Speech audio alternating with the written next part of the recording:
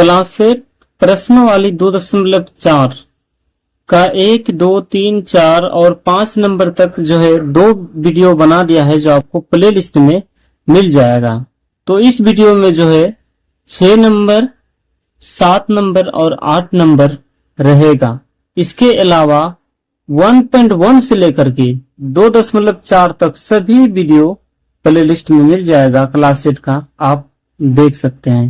तो चलिए चैप्टर की ओर चलते हैं। तो प्रश्न वाले 2.4 का 6 नंबर जो कह रहा है कि एक विद्यालय में कक्षा 8 के सभी विद्यार्थियों ने प्रधानमंत्री राष्ट्रीय कोष में 1764 रुपया दान में दिए। प्रत्येक विद्यार्थी ने उतने ही रुपये दान दिए जितने कक्षा में विद्यार्थी थे। तो कक्षा के विद्यार्थी की संख्या ज्ञात कीजिए। देखिए, इसका अर्थ यह है कि उतना ही दान दिया है जितना उसमें विद्यार्थी थे। इसका अर्थ है कि यहाँ पर, और ऐसे भी चैप्टर जो वर्गमूल है, तो यहाँ पर सिर्फ ओनली वर्गमूल निकालना है, लेकिन थोड़ा सा इसको डिटेल में थोड़ा लिख लेते हैं। चलिए विद्यार्थियों की संख्या मान लेते हैं। तो चलिए हल कर लेते हैं। हल माना विद्यार्थियों की संख्या बराबर x, ठीक है। और विद्यार्थी ने दान कितने दिए? दान दिए उसको x स्क्वायर मान लेना, ठीक है। विद्यार्थियों के द्वारा एकत्र की राशि को हमको एक x स्क्वायर मान लेना, ठीक है। विद्यार्थियों द्वारा एकत्र की गई राशि बराबर मान लेना है एक्स स्क्वायर, ठीक है। अभी माना है हमने एक्स स्क्वायर, ठीक है। तो या अतः हम लिख सकते हैं, अतः एक्स स्क्वायर बराबर ये जो है विद्यार्थी द्वारा एकत्र की गई राशि क्या है? X square. तो और दान दिए वो भी यही है, चूंकि बराबर का अर्थ होता है कि दोनों मान क्या है? बराबर है। तो बराबर में हमको लिखना क्या? 1764, ठीक है। अब क्या है कि ये एक्स स्क्वायर है, तो चलिए एक्स बराबर क्या कर देंगे? ये स्क्वायर इस पर आ जाएगा तो रूट में आ जाएगा। 1764 जो है रूट के अंदर में आ गया। अब हमें क्या करना है कि इसे 1764 को अभाज्य गुणनखंड विधि से या किसी और विधि से आप जानते हैं उसको क्या कर दीजिए? निकाल दीजिए वर्गमूल। तो चलिए 1764 को निकाल लेते हैं।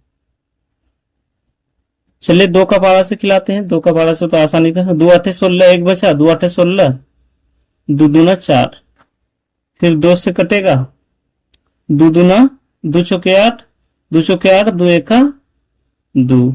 चलिए अब 2 से तो नहीं कटेगा, 3 से कटेगा। 3 एका 3, एक गया इसके पास, 3 चौके 12, इसके पास आया 2, 1, 3। तो यहां पर देखिए 2 और 1 आया ना, 2 1 21, 3 7 21। फिर देखते हैं 3 से कटेगा कि नहीं। 3 से 3 चौके 12, 2 बचा 7 के पास, 3 7 21।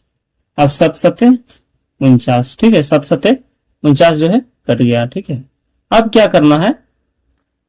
चलिए 1764 एकदम आसानी से निकालना है। जो मैंने पहले बताया है ना 5 नंबर 4 नंबर, सेम उसी प्रकार आपको बनाना है। 1764 जो आया ना, तो 1764 को जो भी आया उसको हम लिख देना है, इसको जोड़ा कर देना है। 2 गुना 3 गुना 3 गुना 7 गुना 7, ठीक है। अब क्या कर दीजिए? सभी को जोड़ा कर दीजिए। तो और एक बार लिखिए 1764। इसको यहां से 2 एक एक लेना है, 2 लिए, 1 3 और यहाँ पर 7।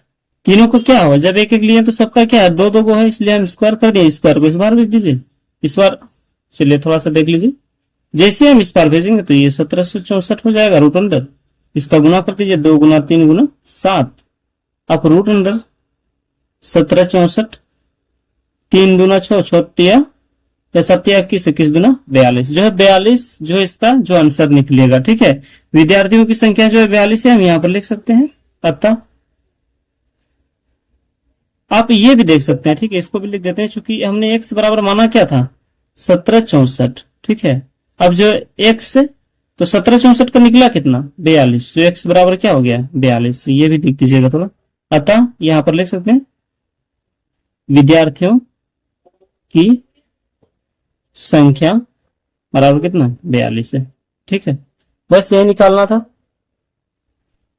प्रश्न संख्या 7, शमसूल ने एक विद्यालय में विद्यार्थियों के बीच टोफियां बांटी। टोफियां बांटने के लिए विद्यार्थियों को पंक्ति में खड़ा किया गया, पर प्रत्येक पंक्ति में उतने ही विद्यार्थी थे जितने पंक्तियों की संख्या है। यदि शमसूल ने कुल 12,544 टॉफी बांटी है तो पंक्तियों की संख्या और विद्यार्थियों की कुल संख्या निकालिए। यहाँ पर एक जो क्वेश्चन है इंपॉर्टेंट है, यहाँ पर बताया जा रहा है कि पंक्तियों की संख्या और प्रत्येक पंक्ति में उतने ही विद्यार्थी हैं जितनी पंक्तियों की संख्या है, यानी विद्यार्थियों की संख्या पंक्तियों की संख्या क्या है, सेम है। तो चलिए हम इसको लिख सकते हैं, यहां पर लिख देते हैं पहले पंक्तियों की संख्या बराबर क्या है, विद्यार्थियों की संख्या बिल्कुल बराबर है विद्यार्थियों की संख्या। ठीक है, अब क्या है मानना है, चलिए मान लेते हैं, माना विद्यार्थी की संख्या x मान लेते हैं, विद्यार्थी की संख्या ऐसे मान लेते हैं। ठीक है, विद्यार्थियों की संख्या बराबर x। अब क्या करेंगे, बांटी गई जो कुल है ना, कुल शमसूल ने जो बांटी गई कुल टॉफियों को हम मान लेते हैं एक्सिस पर। ठीक है, बांटी गई कुल टॉफी की संख्या बराबर x। क्यों एक्सिस पर माने, चूंकि देखिए पंक्तियों की संख्या सेम और विद्यार्थियों की संख्या सेम, दोनों क्या एक्स स्क्वायर इसको मान लेते हैं। अब जो एक्स स्क्वायर मान लिए तो लिख दीजिए, तो हमें क्या कर देना, एक्स स्क्वायर बराबर मान जो 12,544 इसको लिख दीजिए 12,544, ये स्क्वायर इधर भेज दीजिए, तो स्क्वायर को जैसे भेजेंगे तो रूट के अंदर में हो जाएगा 12,544।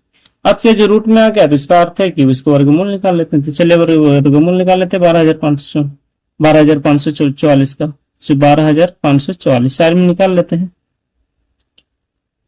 तो चलिए जो है सबसे पहले 2 से खिलाते हैं, 2 2 छक्के 12 हो जाएगा, 2 दूना 4 आ जाएगा, 1 बचा 2 सत्ते 14, या हाँ 2 सत्ते 14, 2 दूना 4।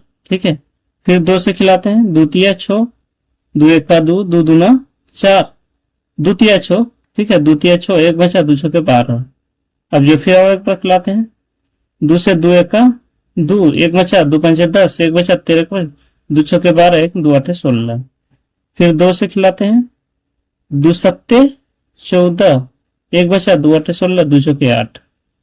फिर देखते हैं 2 से करेगा क्या, हाँ कट जाएगा, चलिए दिखा देते हैं। 2 तिया 6, यहाँ 1 बचा इसके पास गया 2 9 18, और यहाँ जो है 2 9 18 और 2 दूना 4। ठीक है, फिर देखते हैं 2 से कट जाएगा, 2 1 का 2, 1 बचा 9 के पास गया 2 9 18, और 2 9 18, 1 बचा 2 के पास गया 2 छक्के 12। फिर देखते हैं 2 से कट जाएगा, तो 2 9 18 हो जाएगा और 1 बचेगा 2 8 16। देखते हैं कहाँ रह जाता है, बहुत बड़ा हिस्सा है ये। फिर 2 से 2 चौके 8, 1 बचा 2 9 18। अब जो है 7 गुना 7, अब गिनती कर लीजिए एक बार, 1 2 3 4 5 6 7 8, यानी 2 जो है 7 बार आया है, 8 बार आया हुआ है। ठीक है, चलिए हम लिख लेते हैं 1764 लिख देते हैं, 1764 नहीं 12,544। 2 कितना बार आया, 8 बार, 8 बार लिख देते हैं, 1 2 3 4 5 6 7 8, और 7 जो है 2 बार आया हुआ। ठीक है, प्रत्येक का जोड़ा कर देना है, सिर्फ जोड़ा कर दीजिए, जोड़ा कर दिए 12,544। अब क्या करना है, इस सबको एक बार एक को लिख दीजिए 7। अब सबको क्या कर देंगे, जो 2 बार था सबका क्या है, यानी जोड़ा किए तो सब में क्या है, डबल है, इसलिए हम स्क्वायर कर देंगे, इस स्क्वायर को इधर भेज दीजिए तो आ जाएगा 12,544 की रूट के अंदर में आ जाएगा। गिनती कर देते हैं तो 2 2 2 7। ठीक है, रूट अंदर 12 5 44। अब गुना कर दे, 2 दूना 4, 4 दूना 16, 16 सत्ते 72 से 112। अब जो हमें पता चला कि पंक्तियों की संख्या विद्यार्थियों की संख्या कितना है, 112 है। ठीक है, पंक्तियों की संख्या और विद्यार्थियों की संख्या 112 है। अब क्या करना है, चलिए हमने माना था क्या, x बराबर 12,544, तो x बराबर इसका जो मेरा कितना निकला 112। अब हम लिख सकते हैं अतः विद्यार्थियों की संख्या एवं पंक्तियों की संख्या 100।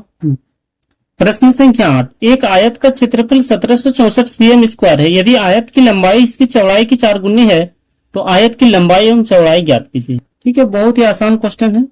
इसमें क्या मान लेना, सबसे पहले हमको क्या करा कि आयत की लंबाई इसकी चौड़ाई की 4 गुनी है, तो सबसे पहले हम आयत की चौड़ाई को मान लेंगे और उसमें क्या है लंबाई को 4 गुनी कर देंगे, बस हो गया इसका आंसर। चलिए मान लेते हैं, माना आयत की